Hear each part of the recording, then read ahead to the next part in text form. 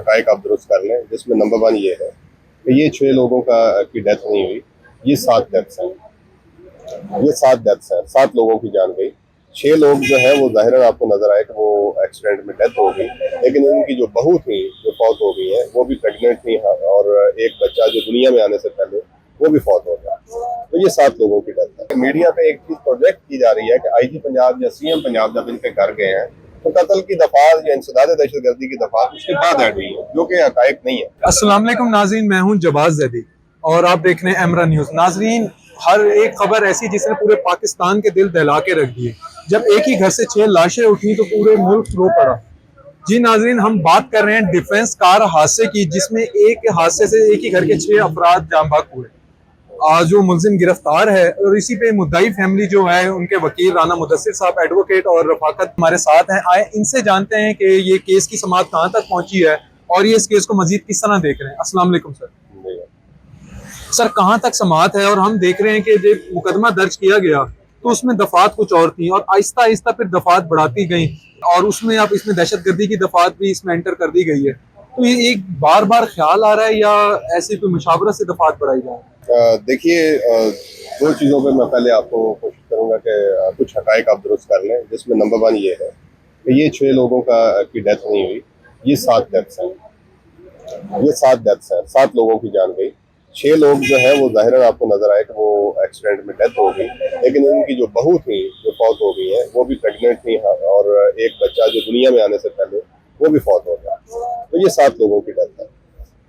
उसके बाद ये चूंकि जो हादसा है वो आपने मीडिया में ये 7 लोगों की डेथ है इनफैक्ट, और इसके बाद ये बहुत बड़ा एक हादसा है, और इसको पहले 3 दिन में इस तरह मैनेज किया गया कि 3 दिन वो केस खराब किया गया। उसके अंदर एक नेग्लिजेंस ड्राइविंग की दफात ऐड की कि ये बंदा जो है वो ड्राइव कर रहा था और एक एक्सीडेंट हो गया और इसको एक्सीडेंट बनाया गया, लेकिन in fact that was not accident.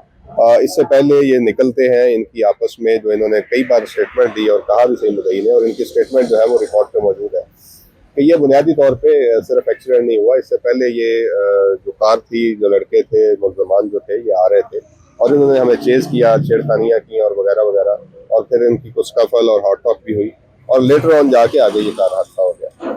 और इस हादसे के बाद 3 दिन तक उस मुल्ज़िम की गिरफ्तारी क्यों नहीं डाली गई?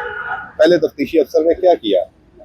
इतने लोगों की जान गई, उसने इतना भी ना किया कि उस मुल्ज़िम को गिरफ्तार करके बरवक्त अदालत पेश कर दिया जाए, और किसी ने इस पर आवाज़ नहीं उठाई। लेटर ऑन ये हुआ कि सब चीज़ें मैनेज होने के बाद जब हर तरफ एक्सीडेंट चल गया, तो उसके बाद मुल्ज़िम को पेश किया गया और एक सादा रिक्वेस्ट पे कि हमने सादा तफ्तीश करनी है और रिमांड दिया जाए। जब तक अदालत में ये ना कहा जाए किस मकसद के लिए आपको रिमांड चाहिए, अदालत मुतमिन ना हो, तो तब तक अदालत रिमांड नहीं देती।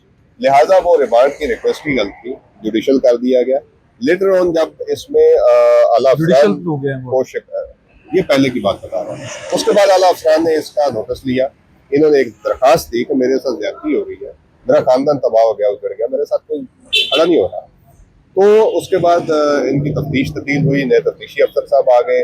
लेकिन एक बात याद रहे कि मीडिया पे एक चीज प्रोजेक्ट की जा रही है कि आईजी पंजाब या सीएम पंजाब जब इनके घर गए हैं तो कत्ल की दफात या इंसदाद दहशतगर्दी की दफात उसके बाद ऐड हुई है, जो कि हकायक नहीं है। इनफैक्ट उससे 2 दिन पहले ये चीजें ऐड हो चुकी थी, और जो 302 है वो तो पहला रिमांड जब पहले तफ्तीशी अफसर ने पेश किया था इसको, तो 302 तो पहले ही ऐड उसने कर दिया। अच्छा सर, इधर ना एक सवाल आता है। अब हम हाई कोर्ट में भी थे जब रफाकत साहब ने गिला किया उधर हाई कोर्ट में कि मेरे घर कोई आला अफसर नहीं आया, ये नहीं आया। उसके बाद सब गए इनके घर और उसी के बाद दिफात आती। इसी के साथ साथ एक और बात गर्दिश कर रही है, आपके पास भी आई होगी, कि दियत का कोई बहुत ज्यादा चांस नजर आ रहा है। तो कोई दियत के नजर आ रहा है कि किसमें दियत हो सकती है? देखिए, ये दियत का केस भी नहीं है, ये एक्सीडेंट का केस नहीं है। इनफैक्ट ये 302 अटैक हो चुकी है, ये कत्ल का केस है। इंसदाद दहशतगर्दी की दफात ऐड इसलिए हो गई हुई है कि इस तरह की एविडेंस जो है मौजूद थी। और ये बताएं कि आज आप क्यों खड़े हैं? कोई आम एक्सीडेंट हो तो इतना ऐसा क्यों कभी फॉलोअप हुआ? Answer is no. ये एक इतना बड़ा हादसा है कि पूरी दुनिया के अंदर एक पैनिक मौजूद है। पूरी दुनिया का मैं बतौर वकील अगर देखूं तो पूरी दुनिया के जो मीडिया है उसने मेरे से इंटरव्यू लिया, मेरे से बात की, इसके हकायक जाने, ये हकायक जाने, और उन हकायक जानने के बाद आज आप भी इसका फॉलोअप लेने आए। तो इसका मतलब ये इतना अहम है और इतना सोसाइटी में पैनिक सर, ऐसे केसेस पाकिस्तान में बहुत ज्यादा हुए, पैनिक होगा, बहुत जुल्म हुआ एक फैमिली के साथ। लेकिन हम देखते हैं उस बच्चे का बयान भी मंजर आम पर है। छोटी उम्र का बच्चा, वो कहता है मैं गाड़ी तेज थी, मेरे से गालबन तेज थी, सामने से गाड़ी आई, मेरे से कंट्रोल नहीं और हिट हो गई और सडन एक डेथ हो गई जिसका उसको अंदाजा भी नहीं था ये हो जाएंगी। लेकिन मुद्दाई फैमिली के दावा का छेड़छाड़ी की गई है उसका मैं आपको फैक्ट्स बता दूं सर। वो लेवल का स्टूडेंट है, उसकी ग्रेड्स देख लें आप, कहा जाता है पढ़ा लिखा बच्चा है और इस चीज पे है तो आपको वैसे एक हो गया साहब में हकाइक नहीं पता अंदर के क्या है। हम बेसिक एक हकाइक जानने की कोशिश कर रहे हैं, जो उसकी वीडियो मंजर आम पे आप उसको किस तरह देखेंगे? मैं तो बतौर वकील काम कर रहा हूँ, जो हकाइक है वो आपके सामने रखते हैं। बच्चा कहता है कि मेरी 14 साल उम्र है, हम मैकडोनल्ड्स खाने जा रहे थे और जाते हुए ये रास्ते में हादसा हो गया।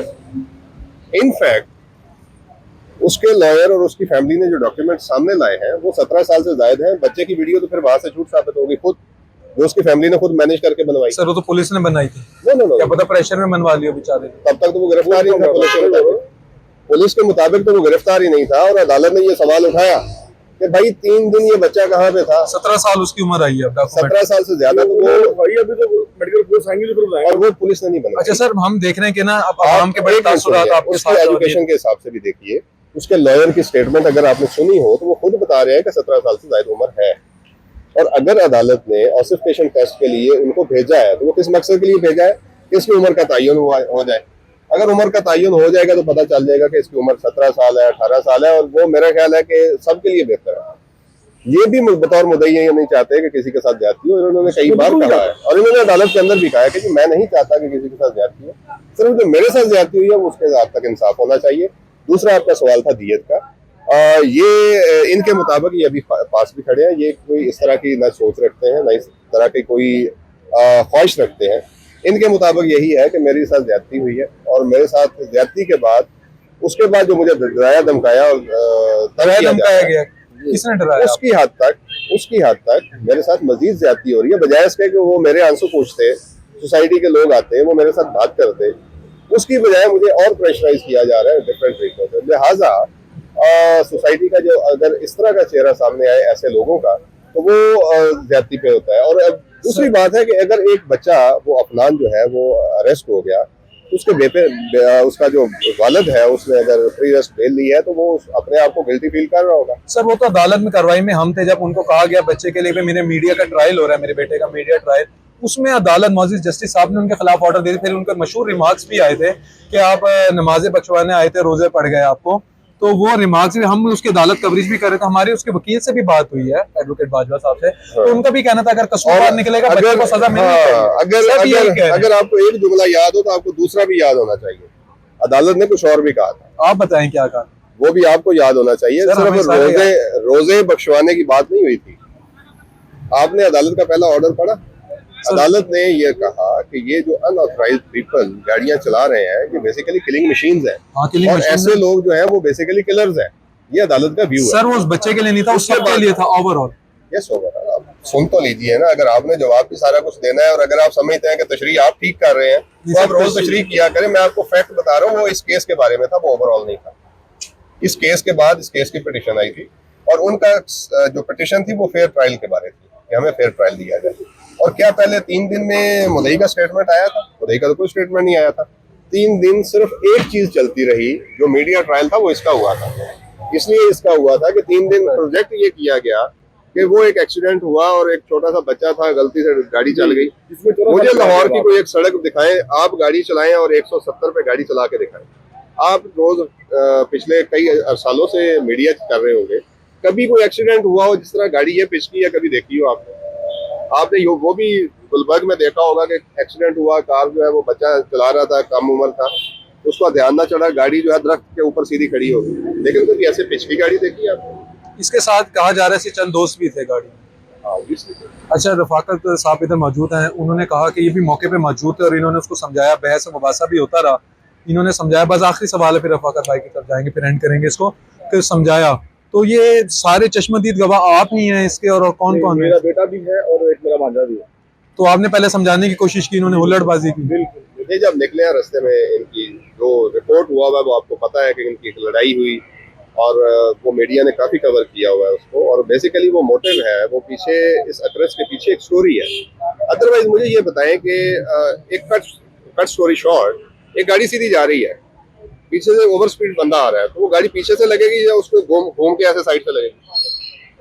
आप बताओ। सर वो गाड़ी गाड़ी तो सेंटर से हिट हुई है ना, तो जाती हुई गाड़ी सेंटर से कैसे हिट होती है? आप कॉमन सेंस बता। सवाल आपके अंदर दूसरा गाड़ी हिट कैसे हुई है? फिर ये सर आप ये देखें ना, अब वो बच्चा यही कह रहा है कि मेरी ओवर स्पीड थी और मुझे बिल्कुल नहीं पता लगा, गाड़ी सामने मेरे से अनकंट्रोलाइजेशन में। एक कॉमन मैन नहीं सर, हम आपकी बात समझ रहे हैं, ये आपका बयान नहीं होगा, हम तो उसका मीडिया अनबाइस्ड होता है, हम सिर्फ सच सामने ला रहे आपने कहा एक स्टेटमेंट थी, वो स्टेटमेंट हैं। सर मेरी स्टेटमेंट नहीं थी, वो बच्चे की स्टेटमेंट आपकी नहीं। लड़के की आप स्टेटमेंट कहते हैं कि लड़का ये कहता है, और लड़के की जो स्टेटमेंट है तब वो अरेस्ट नहीं डाली गई। इतना असर था कि 7 जाने गई, अब 7 जानों के बावजूद उसकी न तो अरेस्ट डाली, पूरा मीडिया जो है उसने इसको रिपोर्ट किया, रोजाना की बुनियाद पर प्रोग्राम हो रहे थे, इसके बावजूद उसकी अरेस्ट नहीं डाली, तो इतना असर था ना।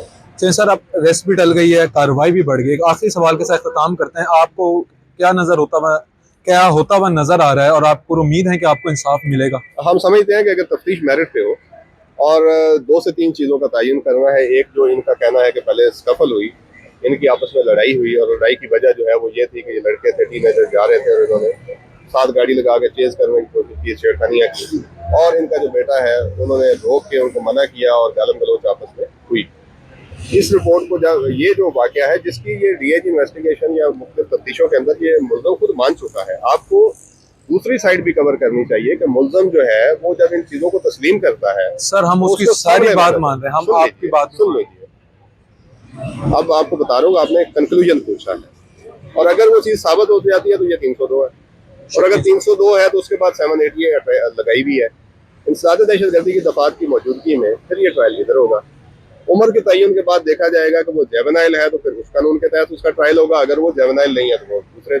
लेकिन जब 780 लग जाती है तो फिर वो स्पेशल लॉ आ जाता है, फिर उसका ट्रायल इधर ही होता है।